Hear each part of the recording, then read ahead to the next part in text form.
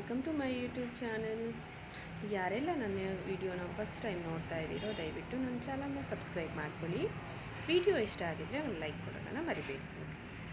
ಇವತ್ತು ಗುರುವಾರ ಆಗಿರೋದ್ರಿಂದ ನಾನು ರಾಯರ ಮಠಕ್ಕೆ ವಾರ ವಾರ ಹೋಗ್ತಾ ಇದ್ದೀನಿ. ಇವತ್ತೂ ಹೋದೆ, ಬಟ್ ಈವ್ನಿಂಗ್ಗೆ ಹೋಗ್ತಾಯಿದ್ದೀನಿ. ಈವ್ನಿಂಗ್ ಅಂದರೆ ಸ್ವಲ್ಪ ಮಳೆ ಇತ್ತು. ಇವತ್ತು ಕೂಡ ಮಳೆ ಇತ್ತು, ಲಾಸ್ಟ್ ಟೈಮ್ ಕೂಡ ಮಳೆ ಇತ್ತು. ಹಾಗಾಗಿ ಫುಲ್ ಲೈನ್ ಅಂದರೆ ತುಂಬ ಉದ್ದ ಲೈನ್ ಇತ್ತು ನೋಡಿ. ಈ ಕಡೆಯಿಂದ ಫುಲ್ ಲೈನ್ ಅಲ್ಲಿವರೆಗೂ ಅಂದರೆ ಒಂದು 200-300 ಮೀಟರ್ವರೆಗೂ ಲೈನ್ಗಳಿದ್ವು. ಸೊ ಅದಕ್ಕೆ ನಾನು ಅಲ್ಲೆಲ್ಲ ವಿಡಿಯೋ ಮಾಡೋಕ್ಕಾಗಿಲ್ಲ. ನಾವು ಲೈನಲ್ಲಿ ನಿಂತ್ಕೊಂಡು ಫೈನಲಿ ಒಳಗಡೆ ಬಂದು ರಾಯರ ದರ್ಶನ ಮಾಡ್ತಾ ಇದ್ದ ಹಾಗೆ ಮನಸ್ಸಲ್ಲಿರುವಂಥ ಏನೇನು ಫೀಲಿಂಗ್ಸ್ ಇತ್ತು ಅದೆಲ್ಲ ಹೊರಟೋಗಿ ನೆಮ್ಮದಿ ಅಂತ ಅನ್ನಿಸ್ತು. ಬಟ್ ಇಲ್ಲಿ 2 ಲೈನ್ ಮಾಡಿದರು. 2 ಲೈನಲ್ಲಿ ಯಾವ ಲೈನ್ ಬೇಕಾದರೂ ಹೋಗ್ಬೋದಿತ್ತು. ನಾನು ಈ ಕಡೆ ಲೈನಲ್ಲಿ ಕಡಿಮೆ ಇದ್ರು ಅಂತ ಈ ಕಡೆ ಲೈನಲ್ಲಿ ಹೋಗ್ಬಿಟ್ಟೆ.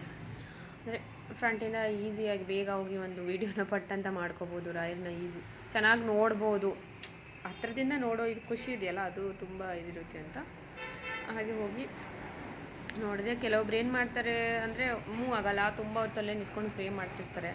ಹಾಗಾಗಿ ಅಲ್ಲಿ ಮುಂದೆ ಒಬ್ಬರು ನಿಂತ್ಕೊಂಡು ಮೂವ್ ಮಾಡಿ ಹೋಗಿ ಸಾಕು, ಆ ಕಡೆ ನಿಂತ್ಕೊಂಡು ಪ್ರೇಯರ್ ಮಾಡ್ಕೊಳ್ಳಿ, ಸೈಡ್ ನಿಂತ್ಕೊಂಡು ಮಾಡಿ, ಬರೋರಿಗೆ ಪ್ರಾಬ್ಲಮ್ ಆಗುತ್ತೆ ಅಂತ ಹೇಳ್ತಾಯಿದ್ರು.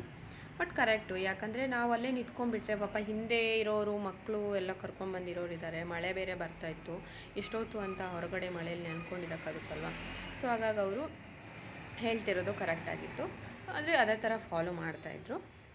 ಹಾಗೆ ನಾವು ಅಲ್ಲೆಲ್ಲ ಮುಗಿಸ್ಕೊಂಡು ಈ ಕಡೆ ನಾನು ರಾಯರನ್ನ ನೋಡಿಕೊಂಡು ಈ ಕಡೆ ಬಂದು ಕೂತ್ಕೊಂಡೆ. ಈ ಕಡೆ ಇಲ್ಲಿ ಏನಂತಂದರೆ ಅರ್ಚನೆ ಮಾಡಿಸ್ತಾಯಿದ್ರು.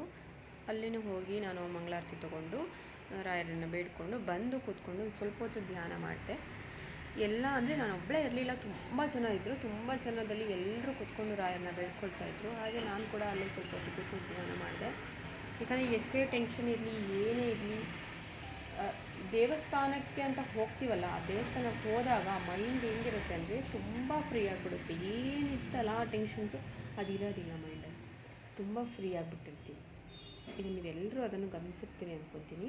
ಎಲ್ರಿಗೂ ಅದೇ ಥರ ಆಗೋದು. ಫ್ರೀ ಅಂದರೆ ತುಂಬ ಫ್ರೀ ಆಗಿಬಿಡ್ತೀವಿ, ಏನೂ ಟೆನ್ಷನ್ ಇರೋದಿಲ್ಲ.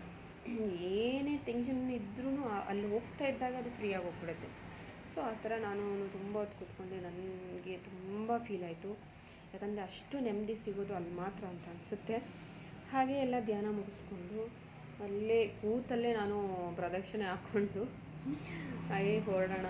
ಒಳಗಡೆ ಏನೋ ಸೌಂಡ್ ಕೇಳಿಸ್ತಾ ಇತ್ತು. ಬಟ್ ಗುರುವಾರ ಅಲ್ಲಿ ಏನಾದರೂ ಪ್ರೋಗ್ರಾಮ್ ನಡೀತಾ ಇರುತ್ತೆ. ಬಟ್ ನೋಡೋಣ ಏನು ನಡೀತಾ ಇದೆ ಇವತ್ತು ಅಂತ ಒಂದು ಪ್ರದಕ್ಷಿಣೆ ಹಾಕುವಾಗ ಹಾಗೆ ನೋಡ್ಕೊಂಡು ಬರೋಣ ಅಂತ ಅಲ್ಲೇ ಪ್ರದಕ್ಷಿಣೆ ಮಾಡಿ ಹೊರಡೋಣ ಅಂತ ಮುಂದೆ ಹೋಗಿ ತುಂಬ ಜನ ವಿಡಿಯೋ ಮಾಡ್ತಾಯಿದ್ರು.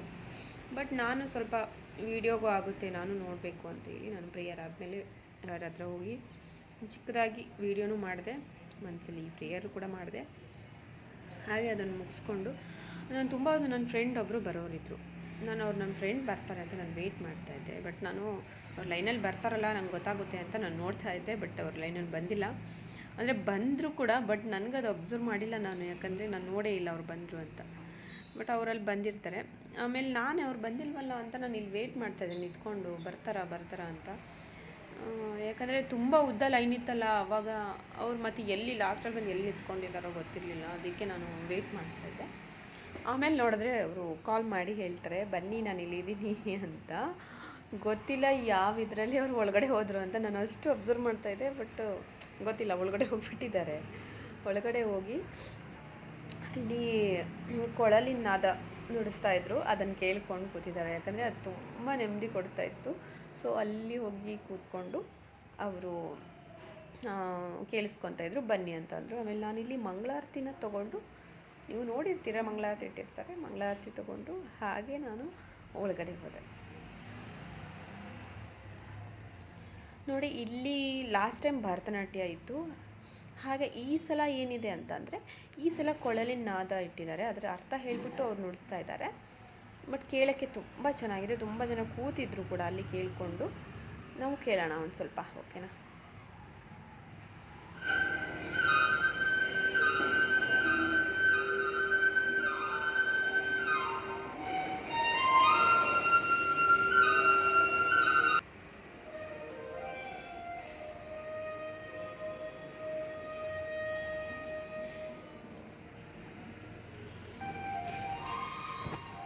ನೀವು ಕೇಳಿದ್ರಿ ಅಂತ ಅನಿಸುತ್ತೆ. ಎಷ್ಟು ಹಿತವಾಗಿರುತ್ತೆ ಅಲ್ವಾ, ಕೇಳಿದ್ರೆ ಕೇಳ್ತಾನೆ ಇರಬೇಕು ಅಂತ ಅನಿಸುತ್ತೆ, ಅಷ್ಟು ಚೆನ್ನಾಗಿತ್ತು. ಹಾಗೆ ನಾನು ರಾಯರಿಗೆ ಪ್ರದಕ್ಷಿಣೆ ಹಾಕ್ಕೊಂಡು ಅಲ್ಲೇ ಮಂತ್ರಾಕ್ಷತೆ ಕೊಡ್ತಾಯಿದ್ರು, ಮಂತ್ರಾಕ್ಷತೆ ತೊಗೊಂಡು ಹಾಗೆ ನಾನು ಲಾಸ್ಟಲ್ಲಿ ಬಂದು ನಮಸ್ಕಾರ ಹಾಕಿ ರಾಯರಿಗೆ ಹೊರಡೋಣ ಅಂತ ನಾವು ಈ ಕಡೆ ಬಂದ್ವಿ. ಅಲ್ಲಿ ತುಂಬ ಚೆನ್ನಾಗಿರೋದ್ರಿಂದ ಬೇಗ ಹೋಗಿ ನಿಂತ್ಕೋಬೇಡಿ, ಹೋಗಿ ಅಂತಲೇ ಇದ್ದರು. ಬಟ್ ನಾವು ಆದ್ರೂ ಅಲ್ಲೊಂದು ಸ್ವಲ್ಪ ವೀಡಿಯೋ ಮಾಡಿ ಹಾಗೆ ನಾನು ಈ ಕಡೆ ಬಂದ್ವಿ. ಅಂದರೆ ನಾವು ರಿಟರ್ನ್ ಮನೆಗೆ ಬಂದ್ವಿ. ಮನೆಗೆ ಬರೋಕ್ಕೆ ಮುಂಚೆ ನಾನು ಅಲ್ಲಿ ಹೊರಗಡೆ ಕೂಡ ನೋಡಿ, ಹೊರಗಡೆ ತುಳಸಿ ಕಟ್ಟೆ ಹತ್ರ ದೀಪ ಹಚ್ತಾಯಿದ್ರು. ದೀಪ ಹಚ್ಚಿ ಅರಳಿ ಮರಕ್ಕೆ ನಮಸ್ಕಾರ ಮಾಡೋದೆಲ್ಲ ಮಾಡ್ತಾಯಿದ್ರು. ನಾವು ಒಂದು ತುಳಸಿ ಕಟ್ಟೆನ ಒಂದು ಪ್ರದಕ್ಷಿಣೆ ಹಾಕಿ ಅರಳಿ ಮರನ ನಮಸ್ಕಾರ ಮಾಡಿ ಹಾಗೆ ನಾನು ಹೊರಡೋಕ್ಕೆ ಬಂದೆ. ಯಾಕಂದರೆ ಮಳೆ ಬರೋ ಥರ ಇತ್ತು.